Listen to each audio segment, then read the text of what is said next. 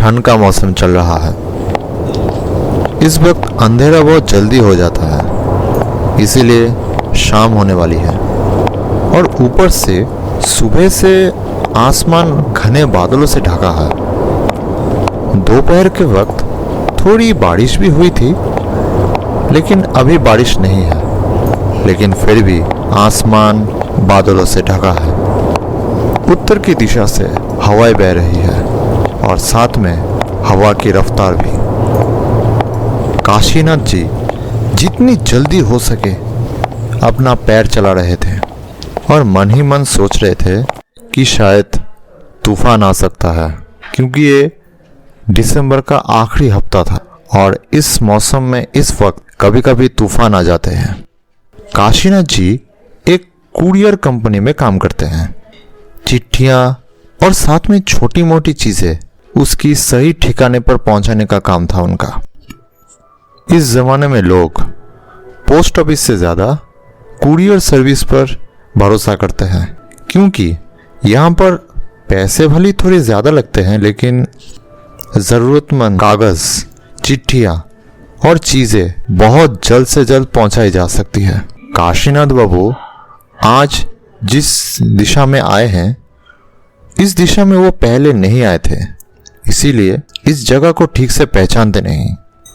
इस जगह के लिए एक अलग से कुरियर वाला था, लेकिन आज वो ऑफिस में नहीं आया, इसीलिए ऑफिस के बड़े बाबू ने उन्हीं को यह काम सौंपा है। ये जो इलाका है, ये दमदम का पूर्वी इलाका है। यहाँ पर ज़्यादा लोग नहीं रहते थे, लेकिन आजकल यहाँ पर 2-4 घर और नए नए लोग आने लगे हैं। इसके अलावा यहाँ पर जितने भी पुराने मकान थे वो सब टूट फूट चुके हैं। ये सब कुछ सोचते सोचते काशीनाथ बाबू कंक्रीट का रास्ता छोड़कर एक कच्ची सड़क पर आ गए।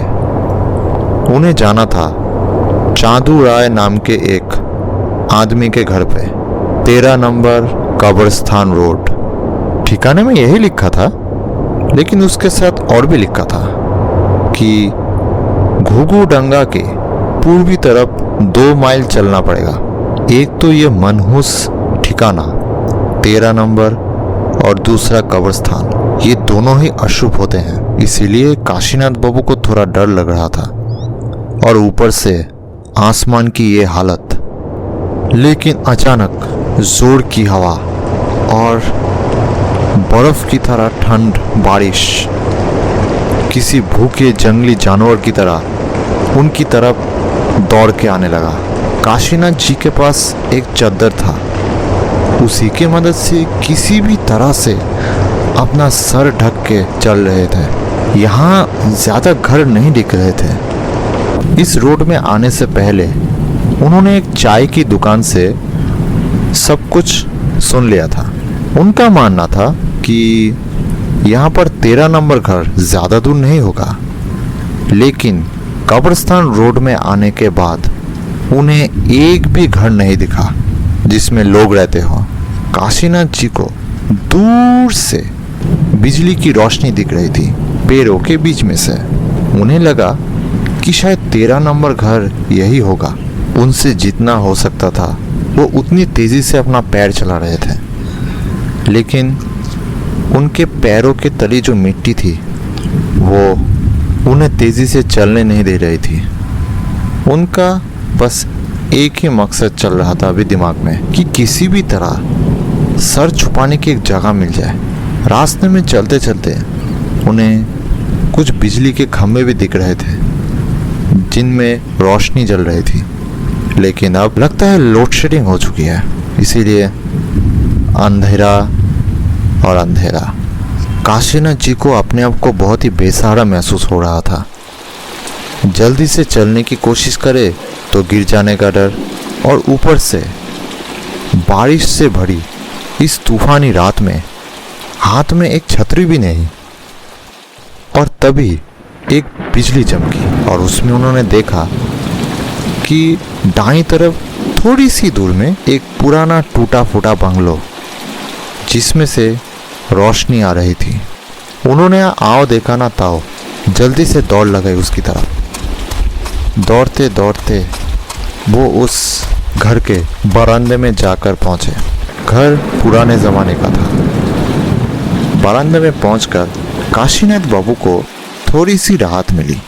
उन्होंने देखा कि घर में एक कांच की खिड़की से बहुत ही कमज़ोर रोशनी आ रही थी।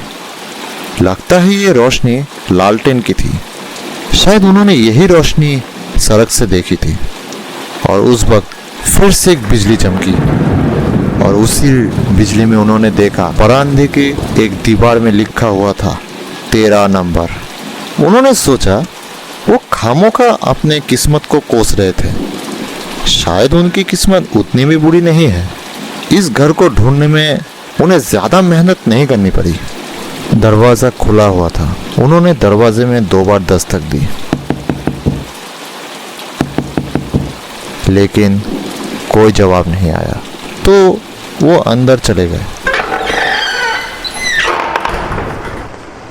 अंदर जाने के बाद उन्होंने देखा कि अंदर टूटी फूटी चेयर, टेबल और साथ में एक पुरानी अलमारी थी, किताबों से भरी हुई।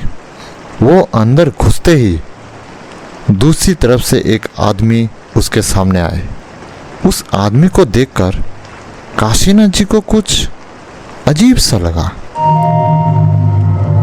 ऐसा लग रहा था कि वो आदमी चल नहीं रहा है, बल्कि उसे चलाया जा रहा है, जैसे कि कोई पुतला। और ऊपर से उसकी आंखें बिल्कुल किसी मरे हुए मछली की तरह थी। एक तरफ से उसे देखकर काशीनाथ जी को डर लगने लगा। जितनी जल्दी हो सके चिट्ठी देकर यहाँ से निकल जाने उन्हें ठीक समझा। और तभी उन्हें याद आया कि बाहर तो तूफान चल रही है, वो जाएंगे कैसे। चिट्ठी को जल्द से जल्द अपने बैग से निकालकर वो उस आदमी के सामने पकड़े। उस आदमी ने कहा, किसकी चिट्ठी? काशीनाथ जी ने एक बार फिर से ठिकाना देखा और कहा, ये तो चांदू बाबू की चिट्ठी है। उस आदमी ने कहा, चांदू बाबू? उनसे मिलने के लिए थोड़ा इंतज़ार करना पड़ेगा। आजकल वो देर से घर आते हैं। काशीनाथ बाबू ने कहा, आप ही चिट्ठी रख दीजिए। मैं चिट्ठी रख सकता हूँ, लेकिन आपका क्या होगा? ये सुनकर काशीनाथ बाबू थोड़ा चिंता में पड़ गए। फिर उन्हें ख्याल आया कि उनका क्या होगा। कुछ नहीं, उन्होंने फिर से वही कहा। उस आदमी ने कहा, रुकिए ज़रा। उसके बाद बरामदे में जाकर उसने रामलाल नाम से किसी को बुलाने लगे। थोड़ी देर बाद रामलाल वहाँ आया। एकदम पहले आदमी की तरह दिखता है ये। उसको मतलब रामलाल को इस पहले व्यक्ति ने कुछ कहा कान में फुसफुसाकर। और फिर रामलाल ने कहा, आपको इंतज़ार करना पड़ेगा। उसके बाद तीसरा एक व्यक्ति घर के अंदर से बाहर निकला, बिल्कुल वैसा ही दिखने वाला। उसने फिर से एक ही बात कही, आपको चांदू बाबू के लिए इंतज़ार करना पड़ेगा। और इसी तरह से चौथा, पांचवा, छठा, एक एक करके एक जैसे ही लोग अंदर आने लगे। हर बार कोई अंदर आता और सब लोग मिलकर चुप कर सलाह परामर्श करते और फिर से वही कहते कि आपको चांदू बाबू के लिए इंतज़ार करना पड़ेगा। जब भी कोई नया आदमी अंदर आता था, काशीनाथ बाबू को लगता था कि ज़रूर चांदू बाबू आ गए, तो नहीं। इसी बीच उन्होंने देखा कि बाहर बारिश की रफ्तार कम हो चुकी थी और साथ में बिजली भी आ चुकी थी, लेकिन इस घर में बिजली नहीं थी। खैर जो भी हो, काशीनाथ जी और इंतज़ार नहीं कर सकते। आसपास का माहौल बहुत ही डरावना होता जा रहा था। उन्होंने तय कर लिया। वो फटाक से उठे और चिट्ठी को टेबल पर रख के कहा कि वो इस चांदू बाबू के लिए और इंतज़ार नहीं कर सकते। वो घर से निकल ही रहे थे कि तभी उन्हें बाहर से पैरों की आवाज़ सुनाई देने लगी, जैसे कि कोई कीचड़ के ऊपर पैर रख के इसी तरफ आ रहा है। और तभी घर से सारे लोग एक साथ चिल्ला के उठे, अरे कहाँ जा रहे हैं? ये देखिए चादू बाबू आ गए। और उसी वक्त काशीनाथ जी की नजर उस लालटेन के पास जो दीवार थी उस पर टंगी हुई एक फोटो की तरफ गई। वहां पर एक आदमी की फोटो लटक रही थी।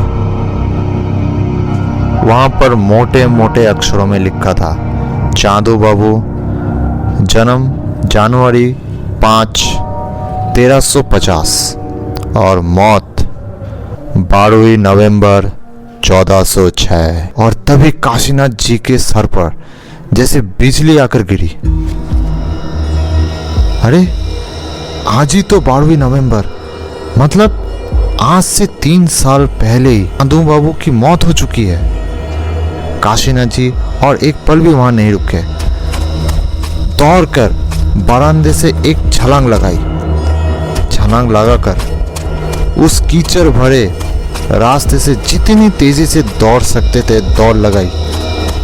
सामने एक बहुत लंबी एक मैदान थी, उसी में इधर उधर ना देखकर दौड़ने लगे। दौड़ते दौड़ते उन्होंने सुना उनके पीछे एक आवाज, कोई कीचड़ के ऊपर से दौड़कर उन्हीं के पीछे पीछे आ रहे थे। उन्हें पता चल गया कि चाहे जितने भी जोर से वो दौड़े कोई फायदा नहीं, चांदू बाबू ठीक उनके पीछे ही है।